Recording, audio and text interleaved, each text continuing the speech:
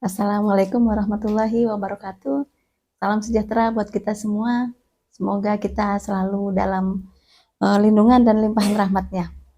Pada kesempatan kali ini saya akan sharing ya mengenai kita masih ini ya ada hubungannya dengan yang kemarin ya. Kita mempelajari apa yang ada di dalam diri kita sendiri ya. Jadi kayak misalkan manusia kan dibekali cipta, rasa dan karsa ya. Nah, di situ kan ada cipta itu kan daya cipta. Rasa kalau kita mengenal, memahami ilmu rasa itu memang ini ya unlimited ya. Jadi begitu sangat luasnya dan sangat dalamnya yang namanya rasa itu. Nah, jadi eh, rasa itu juga ini ada hubungannya dengan alam bawah sadar kita. Nah, seperti video yang kemarin kan saya pernah membahas itu ya. Bahwa alam bawah kalau kita berdoa ya kita menginginkan sesuatu atau kita mempunyai hajat atau tujuan sesuatu ya salah satu doa yang lebih mudah untuk dikabulkan yaitu dengan kita harus khusyuk. Khusyuk itu kan ada di dalam rasa, di dalam hati. Khusyuk itu butuh ketenangan. Nah, jadi doa supaya cepat terkabul ya harus menggunakan penghayatan, penghayatan apa memaksimalkan energi yang ada di rasa itu ya. Bahwa rasa itu memang sebenarnya banyak, ada roso, ada rohnya roso, ada raso, ada ya ada lapisan-lapisannya. Ada roso sajroneng roso, rasa di dalam rasa, ada roso sejati, ada sejatinya rasa, ada rohnya rasa. Nah, begitupun kita di dalam sholat ya, kalau kita muslim. Di dalam sholat 5 waktu itu kan ada kita diusahakan dengan menggunakan iman, Islam, dan ihsan. Nah, ihsan itu kan ada di dalam rasa juga, di dalam hati. Jadi seolah-olah kita melihat Allah atau seolah-olah Allah itu melihat kita. Jadi itu nanti akan menimbulkan rasa khusyuk ya. Jadi seolah-olah.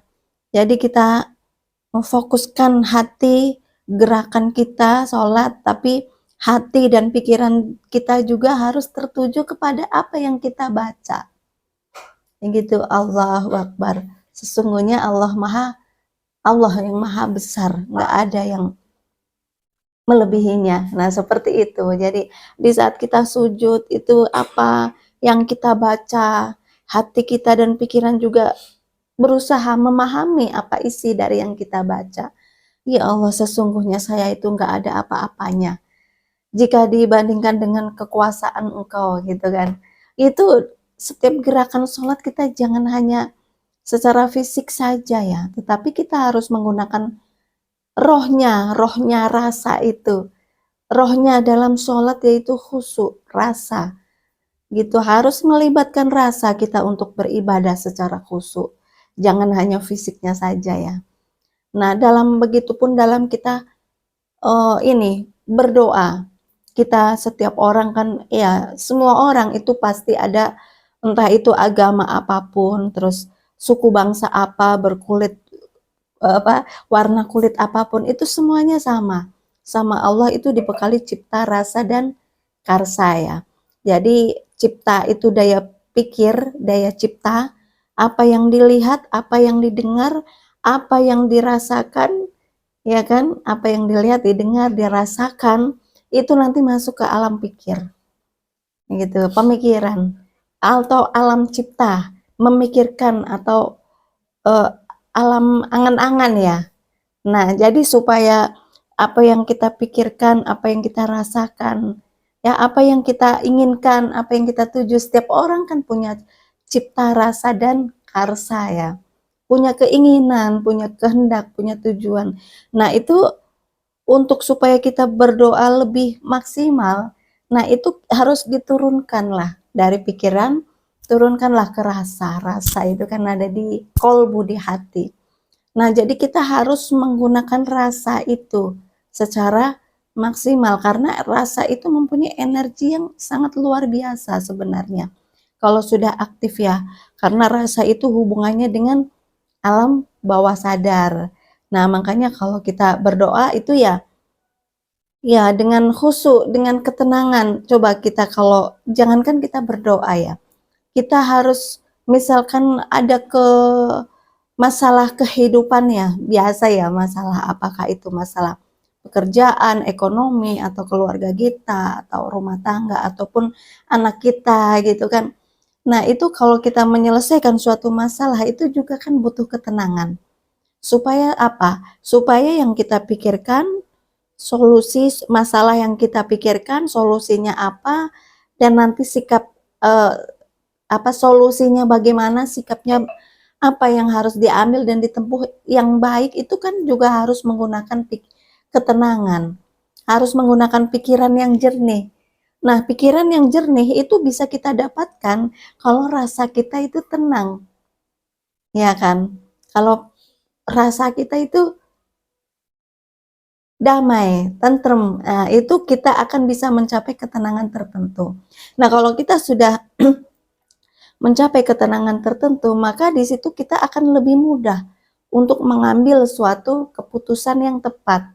Tapi beda ya kalau kita mengambil sesuatu keputusan, solusi dalam kondisi kita nggak tenang, kita emosi, pikiran kita ruwet. Jadi apa ya namanya berbagai macam persoalan itu masuk dalam pikiran kita, masuk dalam hati kita, masuk dalam rasa kita.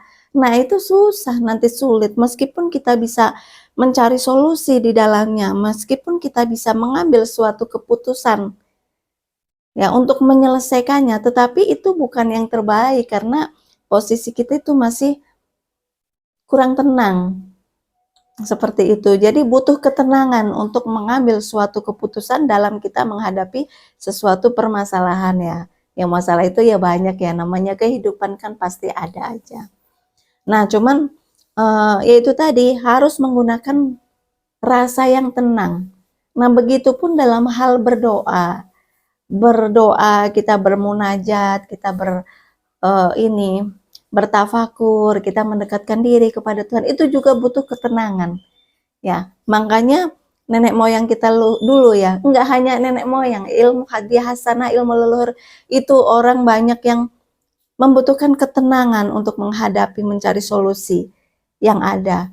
Nah, enggak hanya di dalam inilah, di dalam leluhur kita, di Quran pun di Islam itu juga diajarkan. Kalau kita berdoa menghadapi sesuatu ujian atau cobaan, atau kita menginginkan sesuatu, atau kita menghendaki sesuatu, kita berdoa, hendaklah kita berdoa di malam hari. Nah, diajarkan juga di situ bagaimana cara kita berikhtiar secara batin itu dengan kita berdoa di malam hari ya, bahwa sholat hajat, sholat tahajud itu kan ada di malam hari, nggak ada sholat hajat tahajud di siang hari. Ya, karena itu waktunya beda. Siang kita untuk mencari rezeki, untuk berusaha, untuk bekerja secara fisik, secara lahir, secara dohir. Tetapi waktu di malam hari kita pakai untuk lebih mendekatkan kita kepada Tuhan. Karena di malam hari itu suasananya itu lebih tenang dan lebih tentram. Jadi kita bisa lebih berkonsentrasi, pikiran kita lebih tenang, rasa kita lebih tentrem. Nah, kan suasana di luar kita, diri kita itu juga kan lebih tenang di suasana di malam hari daripada siang hari. Nah, makanya sholat hajat, sholat tahajud itu ada di malam hari. Nah, itu juga manfaatnya sangat luar biasa sekali ya. Kalau kita jalankanlah, latih seminggu sekali atau mungkin iya kalau udah terbiasa ya seminggu 2 kali. Nah, sesuai dengan kemampuan kita. Nah, seperti itu. Semakin sering itu akan semakin bagus.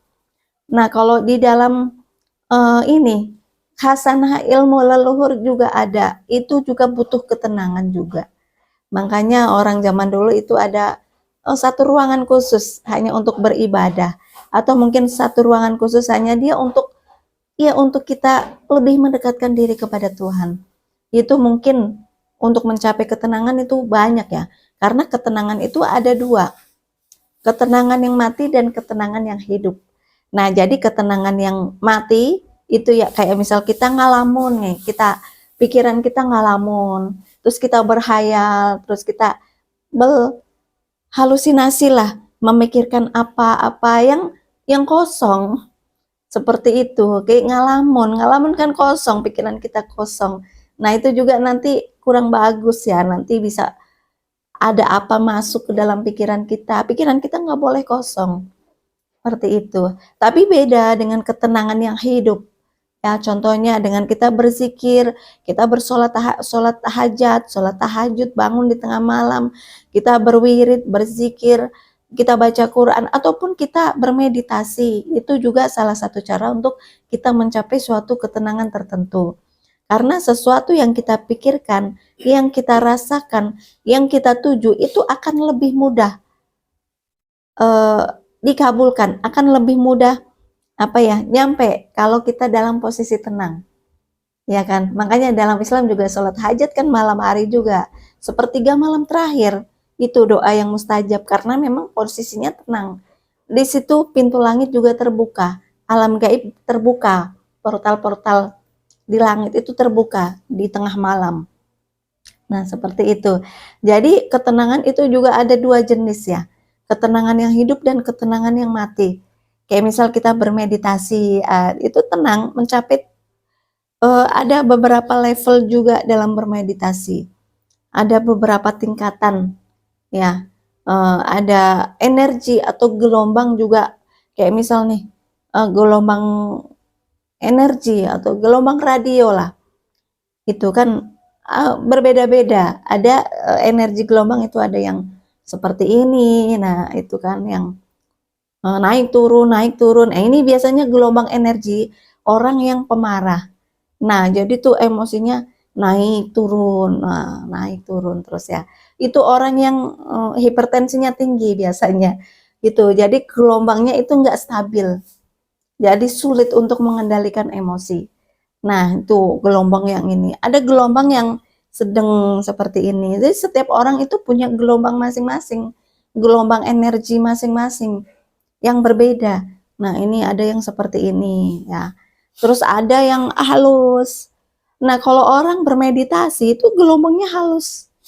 Jadi nggak naik turun. Karena meditasi itu kita juga latihan untuk melatih pernafasan juga. Karena pernafasan itu juga ada kaitannya dengan energi yang kita serap saat meditasi, yang kita olah. Nah, jadi seperti ini ya. Itu halus. Ada beberapa jenis gelombang saat kita bermeditasi. Jadi kalau pikiran kita kemana-mana, nah itu gelombangnya belum tertata rapi. Tapi nanti kalau udah mencapai tingkat tertentu, itu akan rata halus banget. Nah, kalau kita sudah mencapai tingkat gelombang yang halus, yang rata, halus, yang begitu halus sekali, nah itu perlu kita latih. Nah, setiap malam itu perlu kita latih supaya bisa halus ya. Jadi, nah di dalam gelombang halus itu, kalau kita menginginkan sesuatu, kita berdoa kepada Tuhan, kita atau mempelajari sesuatu, itu akan lebih mudah. Kayak gitu, karena gelombang energi kita tuh halus. Jadi, tenang. Sudah mencapai tingkat ketenangan tertentu. Itu akan lebih mudah untuk dikabulkan. Kayak gitu. Jadi, perlu ya kita untuk melatih diri kita ya supaya bisa tenang lah. Jadi iya kayak HP aja. Itu kalau HP-nya agak berat kan untuk supaya kerjanya lebih cepat, jadi file-file yang tidak terpakai kayak aplikasi yang kurang bermanfaat ya. Terus apalah yang sekiranya memenuhin memori yang kurang berguna, ya kita sisihkan lah, kita bersihkan, kita hapus. Nah, begitupun dalam pikiran kita. Jadi, pikiran kita itu bisa kita program sebenarnya. Makanya kita perlu restart lah. Restart atau loading atau buffering. Kita butuh ketenangan. Butuh ketenangan khusus. Kita butuh loading, ya kan? Butuh buffering. Terus kita butuh juga energi juga, pemancar. Nah, energi itu bisa melalui meditasi, melalui wirid, zikir, itu banyak cara. Terus kita juga membutuhkan ini ya, supaya apa yang kita lakukan itu hasilnya maksimal, kayak HP ya, untuk supaya bisa bekerja dengan cepat ya, hal-hal yang tidak terpakai itu dihapuslah, disisihkan. Jadi pikiran kita, otak kita, hati kita juga perlu di-restart ya. Jadi diprogram ulang. Jadi program yang sudah usang, yang nggak kepake, yang nggak perlu, yang nanti akan mengotori pikiran kita, menu-menuhin lah. Kayak ibarat maaf ya, kayak sampah lah ya. Jangan dimasuk-masukin ke dalam pikiran kita. Jangan dimasukin ke dalam hati kita. Jadi yang dimasukin yang penting-penting saja, yang positif, yang bermanfaat, ya. Yang sekiranya kurang bermanfaat, kurang penting, atau nanti akan menu-menuhin memori di dalam pikiran kita dan rasa kita, itu dihapuslah. Kayak gitu, supaya kita bisa lebih terfokus ke apa yang menjadi tujuan kita di depan. Harus fokus. Kayak gitu, fokus pada satu titik, butuh konsentrasi. Konsentrasi butuh ketenangan. Ya kan? Ketenangan butuh ini, situasi kondisi. Baik itu di luar diri kita ataupun di dalam diri kita. Kalau di dalam diri kita posisi kurang tenang, bisa kita latihan pernafasan ya. Itu bisa untuk menenangkan diri juga. Menenangkan pikiran kita, hati kita, rasa kita. Karena kalau dalam posisi tenang, itu kita memikirkan apa, kita menghendaki apa, kita mempunyai tujuan apa, kita berdoa kepada Allah pun kalau kita posisi tenang, itu akan lebih mudah dikabulkan. Ya meskipun nanti dikabulkannya kapan, ya kan? Bagaimana? Nah, itu kan nanti itu memang rahasia Tuhan, itu urusan Allah. Tetapi Allah sudah memberikan sinyal bagaimana cara-cara kita supaya uh, suatu doa itu lebih cepat untuk dijawab. Ya, seperti itu. Nanti jawabannya mau bagaimana? Oh, ini belum waktunya, nanti sekian lama lagi nanti bisa. Ya itu bisa ya. Ya memang segala sesuatu itu ada waktunya. Kita dalam berdoa pun kita nggak boleh memaksa. Kayak gitu. Karena sesuatu yang diizinkan dan diridhoi itu berbeda. Bisa aja kita memaksa ya, karena Allah sudah berjanji, siapa yang meminta sesuatu mintalah kepadaku, niscaya aku akan memberikan. Sama Allah diizinkan. Orang jahat berdoa juga diizinkan mereka. Jadi Allah itu profesional ya. Umatnya berdoa untuk kebaikan, untuk kejahatan dikabulkan sama Allah. Diizinkan sama Allah. Tetapi diizinkan itu belum tentu diridhoi. Ya kan, jadi kita hidupkan mencari ridho Tuhan. Ya kalau memang Allah belum meridhoi kita untuk memiliki sesuatu, Allah belum meridhoi kita untuk bisa mewujudkan apa yang kita inginkan, iya kita harus bersabar dan ikhlas. Ya karena itu yang terbaik ya menurut Allah untuk kita. Kayak misal kita pingin banget nih punya ini, punya apalah, punya mobil yang bagus, punya rumah yang mewah. Nah, tapi kalau Allah belum meridhoinya, ya mungkin kalau kita memaksa bisa. Ya, ada, cuman ya janganlah seperti itu karena segala sesuatu itu ya terjadi karena izin dan kehendaknya. Kalau Allah mengizinkan itu hal baik atau hal jelek itu pun bisa terjadi. Tetapi kan belum tentu diridhoi. Beda ya, diizinkan sama diridhoi. Nah, di situ kita juga butuh ketenangan. Jadi yang kita bahas di sini ketenangan rasa ya. Jadi dalam kita menghadapi sesuatu kehidupan juga butuh ketenangan. Dalam kita menghadapi suatu permasalahan untuk mencari solusi juga dibutuhkan ketenangan. Dalam kita berdoa memohon berdoa kepada Allah ya, isi doa itu kan bervariasi ya. Setiap orang berbeda, punya tujuan dan hajat tertentu itu juga berbeda. Itu juga kita dalam berdoa butuh ketenangan. Kita dalam sholat beribadah juga butuh ketenangan. Supaya apa? Supaya bisa khusyuk, supaya bisa konsentrasi. Nah, doa dalam kondisi khusyuk dan konsentrasi dengan penghayatan penuh akan lebih mudah dikabulkan.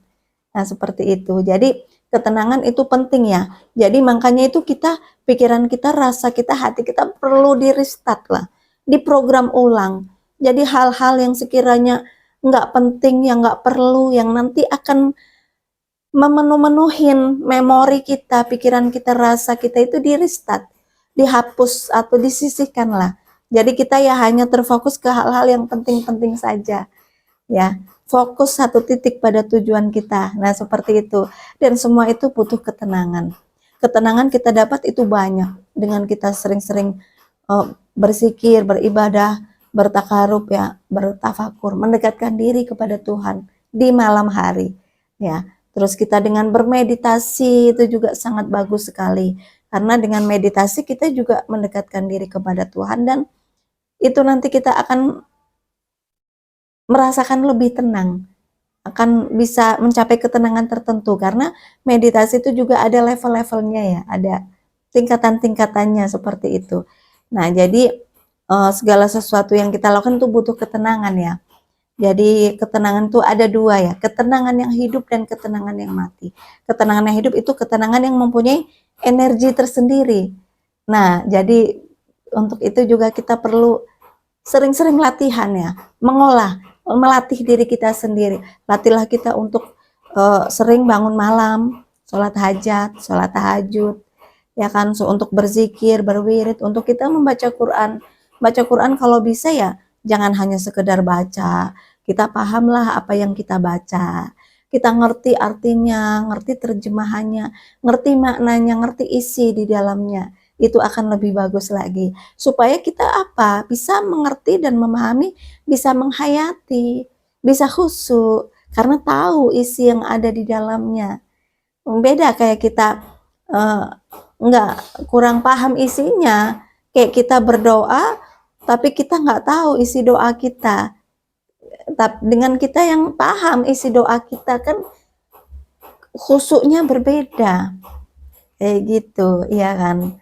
Nah, jadi ya perlu ya kita belajar lebih dalam lagi, kita melatihlah diri kita bahwa manusia itu mempunyai potensi yang sangat luar biasa sebenarnya. Manusia diciptakan lebih sempurna dari makhluk yang lain. Bahkan dengan malaikat pun itu lebih sempurna manusia.